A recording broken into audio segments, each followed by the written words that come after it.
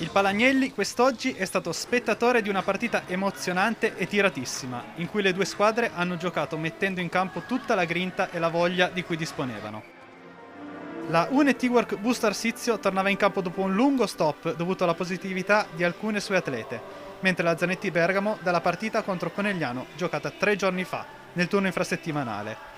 Il risultato finale del match è di 3-2, con i primi due set terminati ai vantaggi. Insomma, una partita da cuori forti.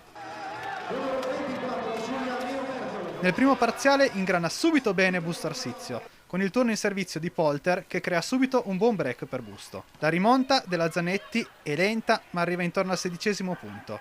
Da lì si andrà punto a punto fino al 26-24 finale in favore delle biancorosse.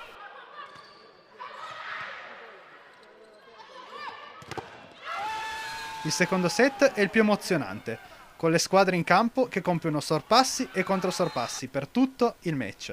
Alla fine la spuntano le rossoblù, che pareggiano il conto dei set, vincendo 28-26. La terza ripresa segue la falsa riga della seconda, avvincente e spettacolare. Punto a punto, è terminata 25-23. Nel quarto set le orobiche restano con la testa in panchina, permettendo alle farfalle di volare via, arrivando anche a sfiorare i 10 punti di vantaggio. Le ragazze di coach Fenoglio chiudono il set 25-18.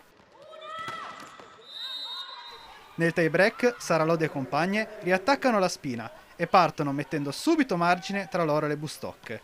Un vantaggio che viene mantenuto fino al punto finale, firmato Giulia Miobertolo.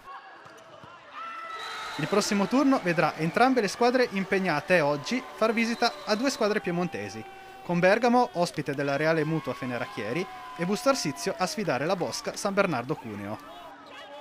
È stata dura oggi, ci abbiamo messo tutto veramente perché abbiamo voglia di vincere, quindi oggi sapevamo che loro magari erano un po' sono state tutte malate insomma col Covid eccetera, quindi volevamo approfittare e non abbiamo mollato niente fino all'ultimo.